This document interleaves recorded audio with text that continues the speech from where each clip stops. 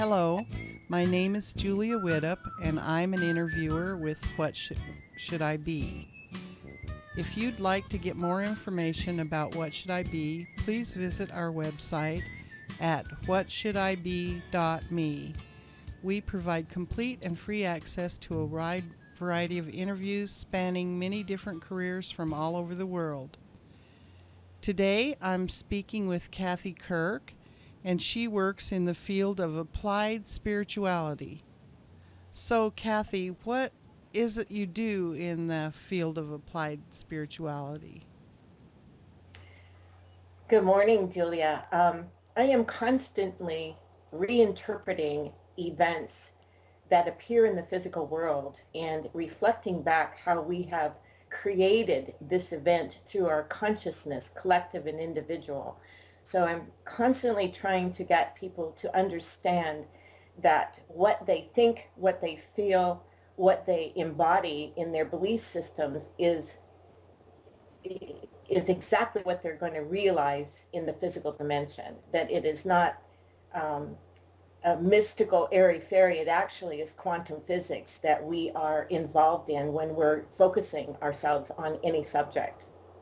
So, does that mean if we watch hours and hours of reporting from Boston, we're Well, it depends on how you take it in. In other words, excuse me, when you are focusing on something negative, if you have the ability to filter that out and see the beauty in it, then it's not going to affect you. But most people haven't developed that capacity to watch a quote negative or contrasting event in the world and then be able to take away the beautiful parts about it. They can't see through the illusion of third dimension. So they're pretty much in it, and they're going to be then busy creating more of those events. that's what I've been wondering. I've started turning that off because it's just going on and Well, that's really important, Julia, that you noticed that, because your internal guidance system, we are all what I call uh, a godship. We each have that same godship inside of us, and we interpret it through our emotions. So when something isn't feeling good to you, then that means you're busy creating something that you don't want to experience. So right. you need to take your focus off of it and find a happy thought. Okay. All right. So what is it you do exactly? You coach people or Right. Well, let's get clear. What I have taken a lifetime to understand is that I am a consciousness bridge. I'm a light worker. And what does that mean? Well, I have come into this life to anchor light on the planet, anchor love on the planet, and help humans reinterpret what they're doing, how they are actually physically creating the sum of their own reality. And a consciousness bridge is really what I'm actively participating in right now, because most of humanity is still in the third dimension consciousness. They are looking through the eyes of ego, which is exactly what the game was in third dimension. So, but they're so practiced in that those are the neural pathways that they have in their brains. So when you see something bad, then you interpret it as bad, and it's just linear and physical, and that's all you know about it. What what's going on planet Earth right now is the evolution of consciousness of mankind. So just as we progress through all the evolutionary stages of being upright and those kinds of things, this is the next evolutionary stage where we are expanding our consciousness to understand more that mm, we are connected to multidimension as well as just in the physical. uh-huh.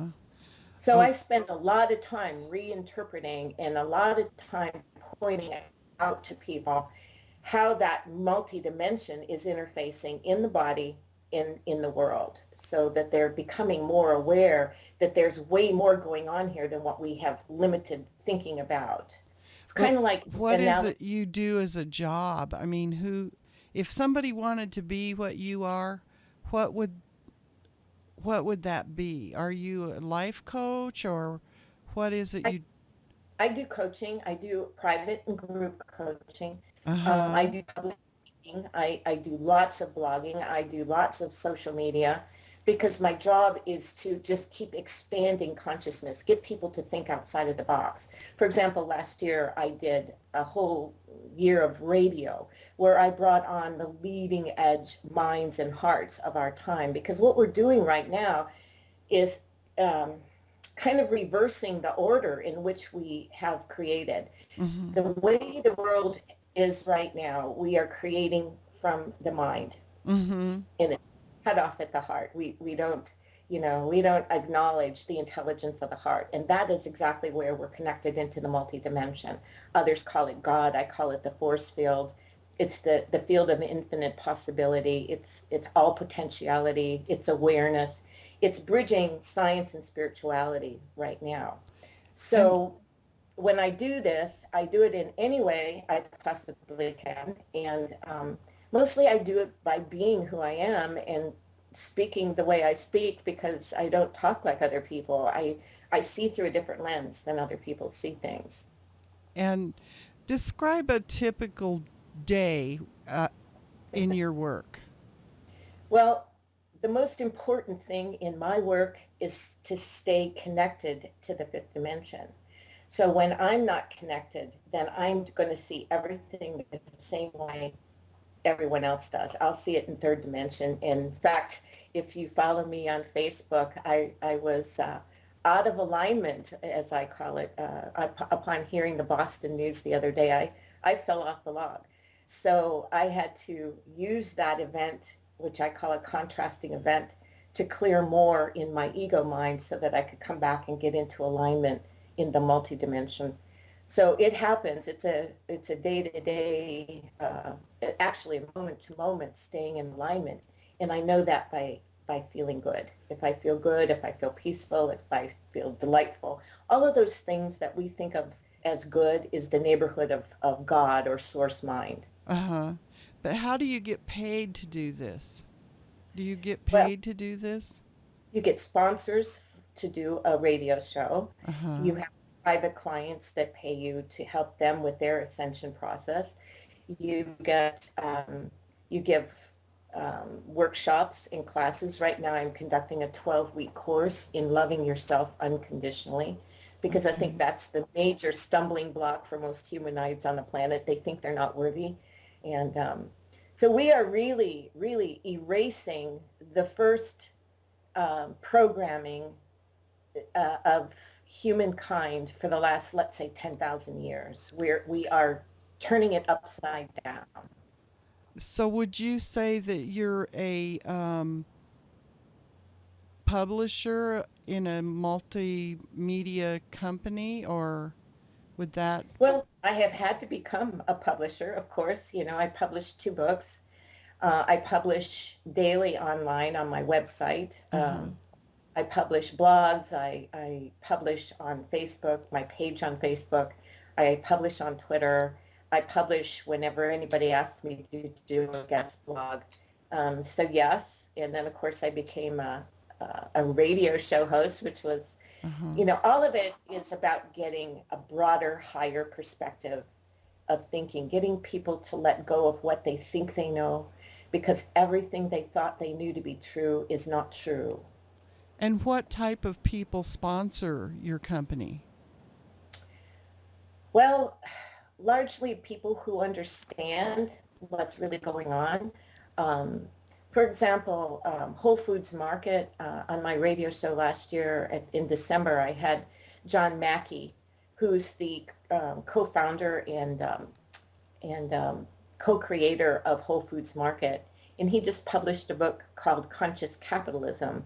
Well, Uh-huh. basically, I get to interpret that he's actually bringing in soul, that multidimensional part of ourself, into the business arena. Uh-huh. So these are the kinds of things that I bring to the world to show them what it looks like when it's done in a different way, when we're not just operating in our head, but we are integrating head and heart. And ultimately coming from here and letting the mind execute what the heart dictates instead of making things happen. We allow things to happen through the force field.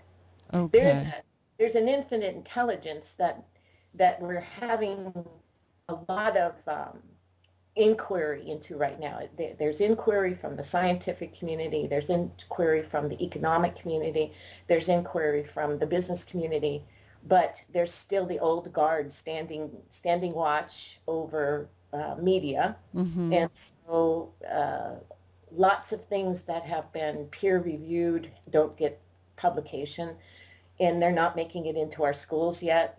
So this is largely a grassroots um, evolution, which is the way it's intended to be. And I call it the ordinary hero's journey, because the individual is the one that has to take this knowing inside and allow it to change their own lives. This evolution is only going to happen one human at a time. So then it becomes collective. And if someone um, thought that they wanted to try to do what you do, how would they go about setting that up? Well, first of all, Julia, I don't call it a career. Careers are things that are created from your head, and you decide you're going to be a doctor or you're going to be an accountant, and people usually decide things from their head because it's based on um, I'll have this sort of income, I'll be guaranteed a job, that kind of thing. Being a light worker is more of a mission. um, it's something inside of you that you have to do, and you might do it in the context of being a doctor or being a lawyer or being uh, something in the world. You will always be something in the world, but the mission itself uh, is undeniable. It's like a weed poking up through asphalt. It has to be acknowledged, and I think that's why I was really intrigued and wanted to be interviewed for What Should I Be? Because usually we're the odd people in the world. We're the ones that see things differently. We're the ones that people have called crazy or lunatics or just, oh, that spiritual stuff. And what's really cool is once you acknowledge that this is who you are and you have this mission, you get free. But I didn't have that sort of support when I was growing up, and I really wanted to speak to the ones who are in junior high and high school now, who have this knowing, and they are odd man out in their Mm-hmm. in their and but they hide their light under a rock, maybe, or they think there's something wrong with them. And I just wanted to support them in following that mission of your heart, because that's what you came in to do, But was can you to, give some practical advice about how they can make a living doing this? I mean, how would they pay the rent and stuff? well, like I said, many light workers do very, the thing, they do very uh, diverse things. Uh huh. Once you get what your job is to come from your heart, then you could be anything you want, because that's what you will do. That you will enlighten that career. But if you don't do your inner work and enlighten and become enlightened and awake first, create your own relationship with multidimension and understand how things work on Earth, then you're just going to be another third dimension human doing a lawyer's job or an accountant's job or a grocery store job. But once you do that and allow yourself to become who you really are, then you can choose whatever you want to be. You can be a veterinarian, but you're going to be a really different veterinarian. You could be a soldier, but you're going to be a completely different soldier than the world has seen before, because you come from a higher perspective. Okay. Does So, that make sense?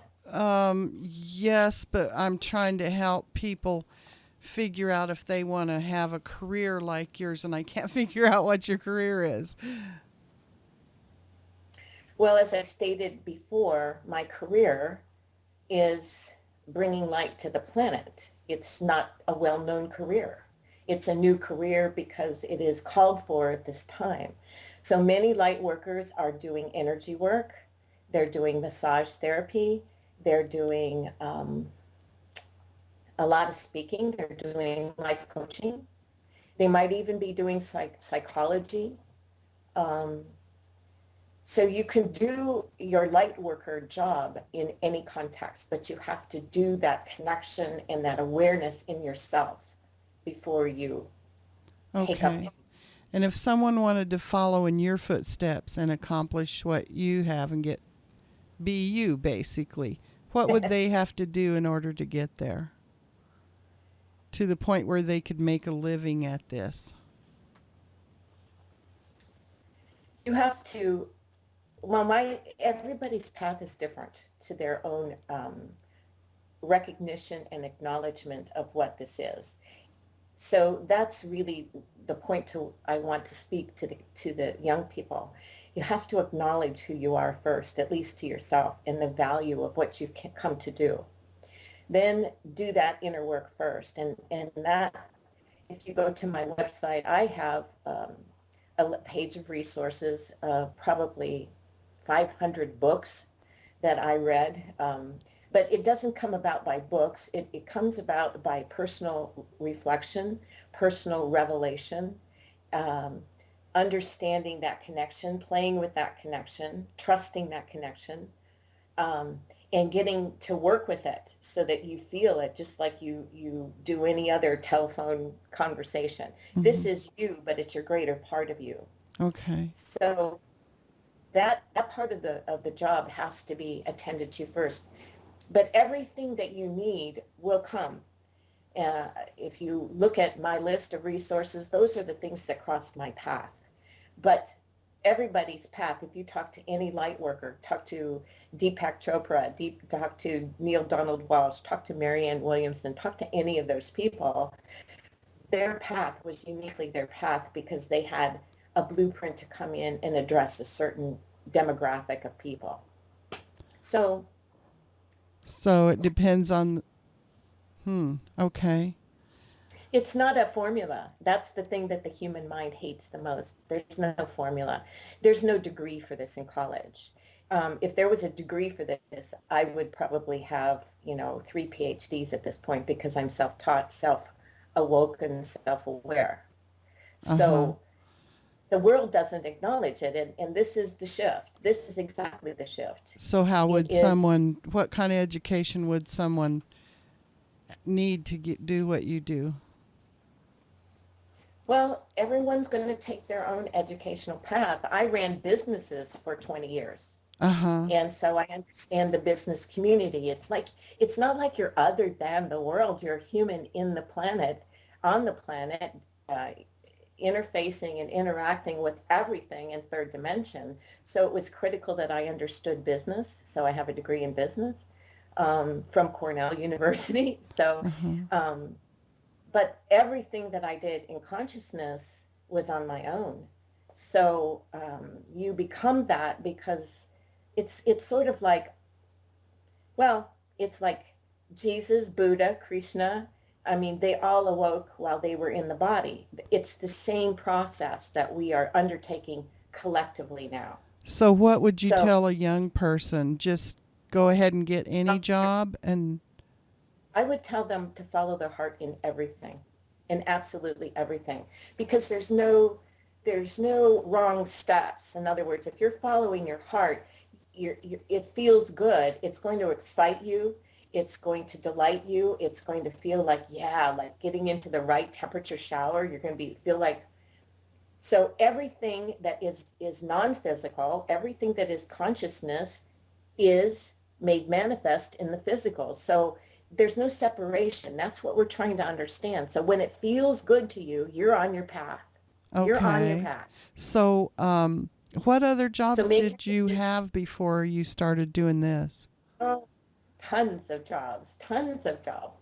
Um, I ran a liquor store for 4 years in East Pasadena, and let's see, I did booking for sport fishing boats. I had a successful restaurant in San Diego. Um, I've worked for the libraries. Gosh, I've just done I worked for the Four Seasons in corporate America. Everything I've ever done was sort of understanding how humans wire it up on Earth, understanding human mind consciousness, and then understanding how I see it from God mind, Uh-huh. and then reconciling that. And And so what so, how old were you when you realized you wanted to stop doing all that and do what you're doing now? well, first of all, I was never that happy working in a job. Even when I was, like in the liquor stores, I was always self-employed. So I was always self-directed.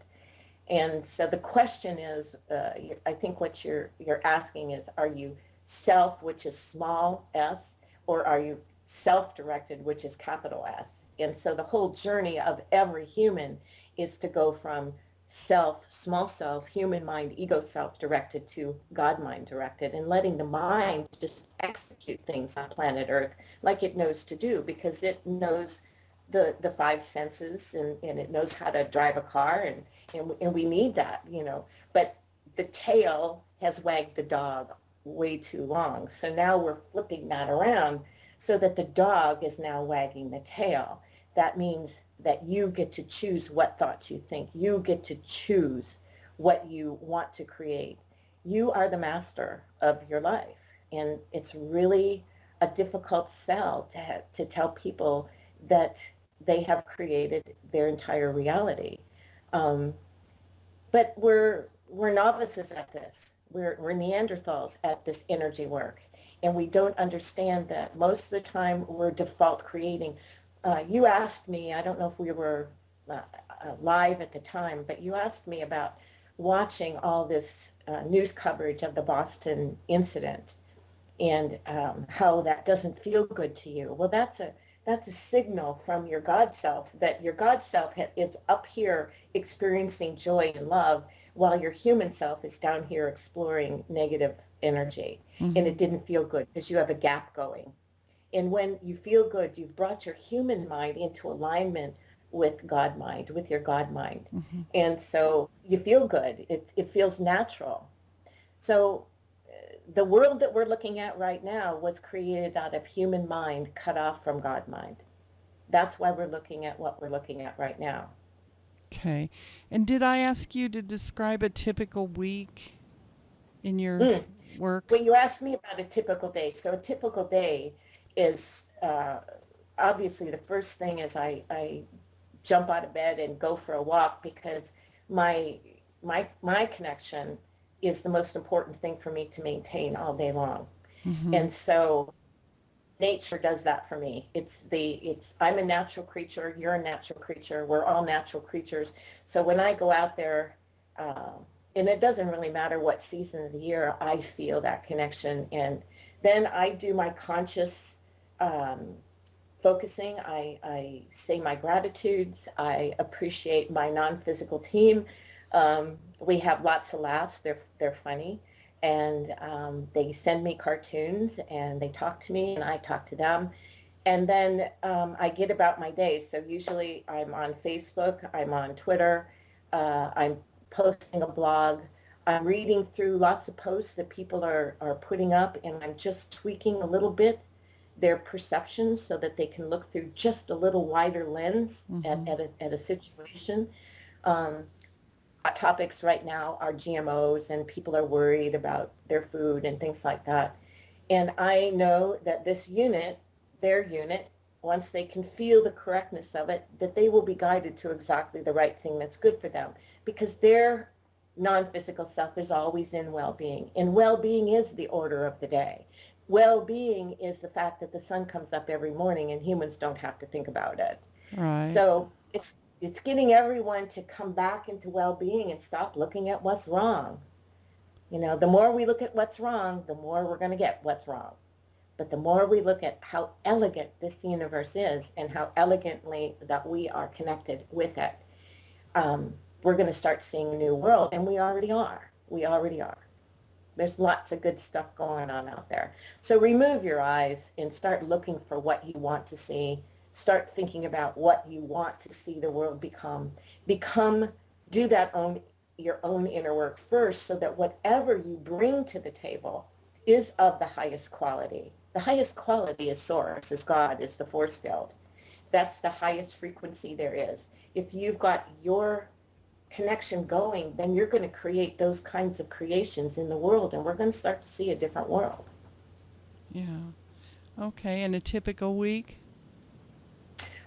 Anyway, that's a typical day. I might do an interview like I'm doing today. I might go do a public speaking event, and I get paid for those. I would do a class. I would get paid for those. I might do private coaching. I get paid to do that. Typical week. That's a typical week. But the beauty of this is that I get to follow the thing that feels good to me. Mm-hmm. So I make a plan, like I've made a plan with you to speak to you today. Mm-hmm. And we made one last week and it didn't work. So I move very fluidly, and I trust that all things are converging for our good. So when something alters or changes, I think this is, I think I'm always on my path. And it's not a great, big, horrible thing if something changes. It's just a change. And what am I going to discover next? What am I going to learn next? What great thing is coming my way? Okay. So that's a typical week. Okay. I do everything everybody else does. I love being in the body. I think every single one of us came here at this time because this evolution of mankind, the expansion of consciousness of mankind, is akin to the Super Bowl event of this galaxy. Everybody wanted to be on the planet. That's why there's 7 billion of us here right now for this huge cosmic event. It's stunning. It's stunning. But this is just the next thing that goes on. And if you understand Earth as a destination of consciousness, so before you're born, you decide where do you want to go next for your soul's evolution, for your next adventure. And everybody wants to go to Earth because you get to have a body. And it is the farthest destination from source there is in consciousness. So it feels like there's no God here. It feels very separate. And it's a game of separation we've been playing, which is now rolling back up. And we're now moving into a consciousness of unity, a consciousness of love. Okay. Well, thanks for being with us today. My pleasure. And I will get back to you. All right. Thanks, Julia. Thanks.